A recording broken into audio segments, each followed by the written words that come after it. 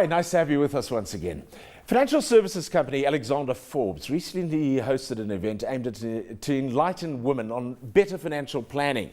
We've invited two of the ladies from Alexander Forbes today, Rita, who's a financial advisor, and Jenny Gordon, who's head of retail legal support. They're here to give us some insight into female financial behavior trends and explain how you can take charge of your planning.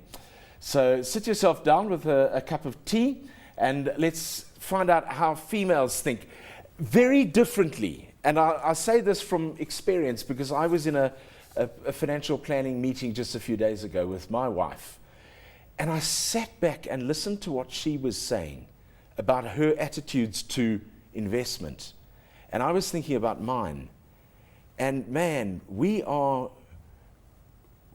Okay, I'm in the minority, so I'll take the knock here. Us males are a different species to you superior females.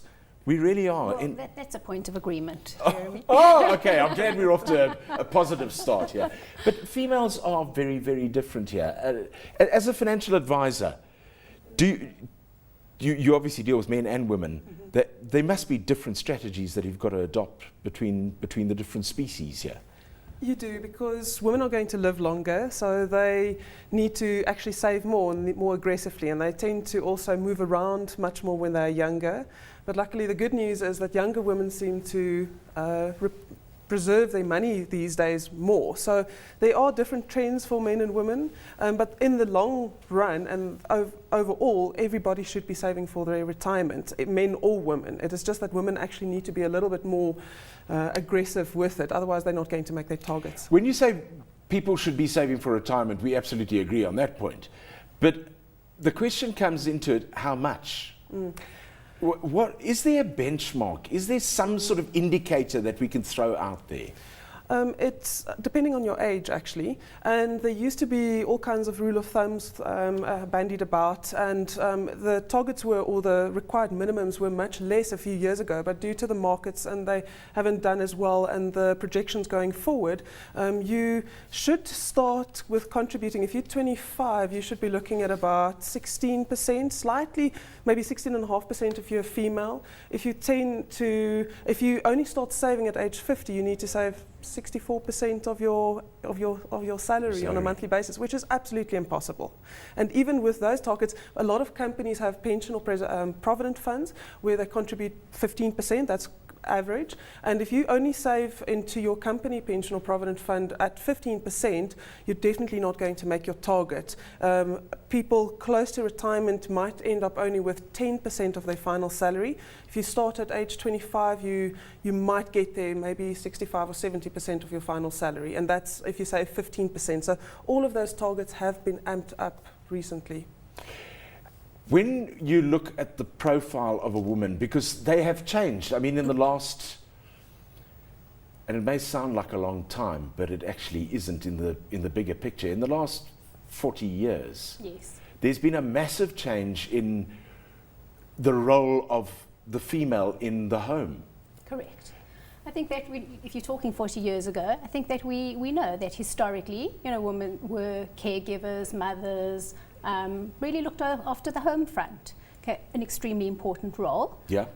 But in many ways, the role that really didn't take on the financial responsibility for the family. Yeah. Then women went into the workplace, and most women these days are in the workplace because I think that we all recognize that most households need dual income earners.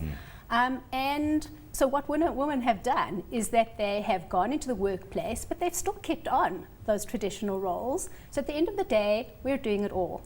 Okay, now let's be honest, not everyone can do it all. Okay, in this juggling act that women are party to, which we've got a new word for, we call it multitasking, one of the balls that we're juggling often has to fall. And I think that really what we've seen statistically is that the ball that is falling is the financial planning one. Why is that? Is it human nature? There are things that we don't like doing.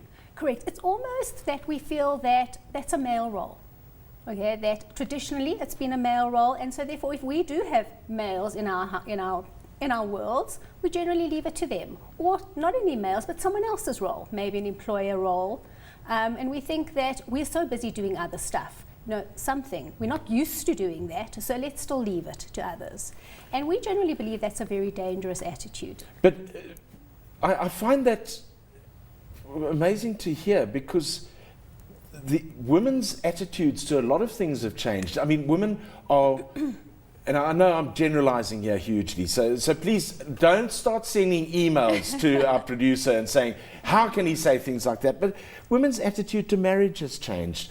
People are having children at a later age.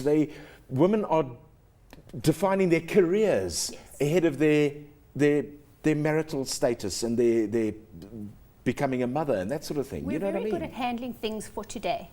Okay, what we're still neglecting is basically things for the future, things that we can't see immediately. And I think that is really the message that we're trying to get across to women, is that finances are extremely important. Yeah. Finances are really one's freedom. Okay, and I think the message we're trying to get across is that the times in women's lives where suddenly they get that aha moment, maybe I should have done something more, is in times of a life crisis. But you don't want women to be, or anyone to be in a position where you're saying, I should have done that. You Exactly. those two words should not come into the lexicon of language in investment.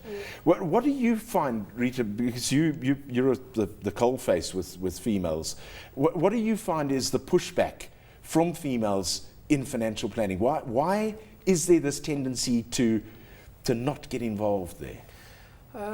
My husband will look after it. I don't have to worry my pretty little face over it. And it sounds scary. So, like Jenny says, only in times of divorce or death do women suddenly get faced with, what am I going to do? Where's my income coming from?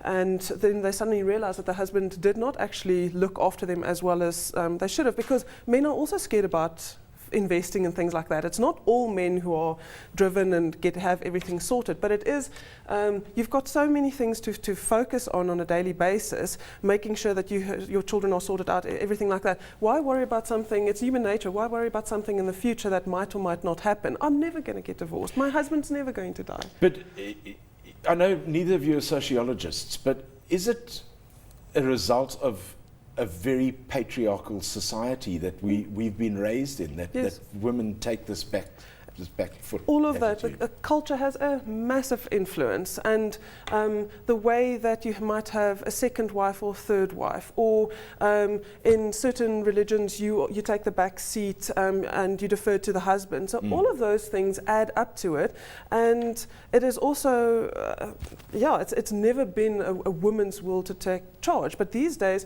if you see how many single mother families there are, and I'm just surprised that there are not more women standing up and taking charge of what they need to. Okay, let's help women take charge. Right, we're on a mission now. Okay, Let's start looking at concrete ways in which women can actually start taking charge of their financial situation. Okay, I think that firstly, knowledge. I think knowledge is very empowering. And I think that women also need to understand we don't have to do it alone. When you say knowledge, what are you talking about there? I think that one needs, in terms of knowledge, which is the best way of getting knowledge? It's actually face to face from a person. Okay, and the best way to actually acquire financial knowledge, behavioral financial knowledge, is actually from a financial advisor. I mean, we would never dream, every year women go for medical checkups, we would neglect our appearance, etc. One needs to go for a financial checkup every single year. Okay, and naturally, before you can go for a financial checkup, you've got to create a relationship. You've got to have a relationship with a financial advisor. We often find that married women see the husband's financial advisor as the advisor of the family. That's not necessarily beneficial. Okay, why not have one's own financial advisor? Because as you led into you said that you and your wife had completely different ways of seeing things. So therefore, find your own financial advisor who sees things the same way as you. We tend to find that women are maybe even a little bit more conservative in investments than their male counterparts. Yes. Okay. You know, That came out? We women Yeah. don't like to lose money, Yeah. okay? But at the same time, we need to balance that. We need to balance it in terms of we need to find investments that give us inflation-beating growth. And if you want inflation-beating growth, you might have to take a little bit more risk. What we would like to encourage women to do is to start now, okay? You know, we deal with some very simple but very important principles in financial planning, in such as the power of compound interest. Yes. The compound interest and the danger of delaying. Compound interest and time, okay, and just a little bit of discipline, behavioral discipline, will get one to one's goals. So if one starts at 30 and you're going to retire at 60, okay, it's really such a manageable process, okay. We have a saying with women, which we say, pay yourself first. Okay, what we believe is put all your financial products, all your investments, all your risk products, and all the things, all your obligations, make sure that they are paid for on, say, debit order coming off your bank account every month. And thereafter, live on the balance. Okay, and with that kind of discipline, then you don't have to worry about it. You've put the building blocks in place. And every month, your investment goes off your bank account, your premium goes off your bank account, and in no time, you've reached your goals. So that is a message that we would like to give across to women, is start early, and then it's a painless exercise. Because if you delay, you're going to have to put hordes of money in, and you're unlikely to reach your goals. Would it be correct to say that you would encourage women, and I know I accept that you need your own financial advisor, it's a good thing to have, but wouldn't it be better if men and women sat down together and discussed their finances and tried to determine where they're going to sit on this continuum of risk and volatility and being very reserved? So that I just know that from my point of view, the investments that my wife and I have made, we've split them out half and half. From a tax point of view, it works, but also there's that reassurance that everything is equal, and it is a very reassuring place to be. Unfortunately, when you talk about people in relationships, money seems to be a very, very big issue, and it's a social science on its own. How do people in a relationship deal with money? And the husband might spend a lot and the woman might be saving a lot, not normally, but we would love it if couples would sit together and make a decision about their finances and not have disjointed financial plans, but say this is the goal that we have together. But unfortunately, it's not as easy as that, because people have different ways in dealing with money, and it also causes a lot of stress in relationships. So it would be fantastic if you can do that and say, okay, well, our final goal is going to be this, and we need to take on so much risk to achieve this. But we are not talking about the 2.0 kids anymore, and a father and a mother in most relationships in this country in any case. So going back to that, the women have to look after themselves and make sure what happens if there is not going to be another parent in the relationship or another partner. Your first tip for females in investment? Be aware. It's very easy to, when you get your statement from a pension fund, it goes in the bottom of your drawer, not to check what you've got, and only after the fact realize that you don't actually have what you thought you have. When the increases come through from all of your accounts, make sure that you know, is that a reasonable increase? Do I need to shop around for a new service provider? Just because you've been with one bank or insurance company or service provider does not mean that they're always going to treat you the best. So be aware, and if you need to move and shop around, you're the customer, you're in charge, you can take your money wherever you want to. And then also when... but don't women do that as a rule of thumb? I don't think a lot of people overall, in general, do it. It's not in human nature. And as Jenny said, you've got so many balls to juggle. Now I'll look at it later. So if we can get people to just be aware and make sure, what are my service fees? Do I actually realize what interest rate I'm paying on my credit card? And then not be swayed by fantastic marketing, because this one is going to give you a free cup of coffee and that one's going to give you a discount somewhere else, and make sure that you make use of your products that suits you.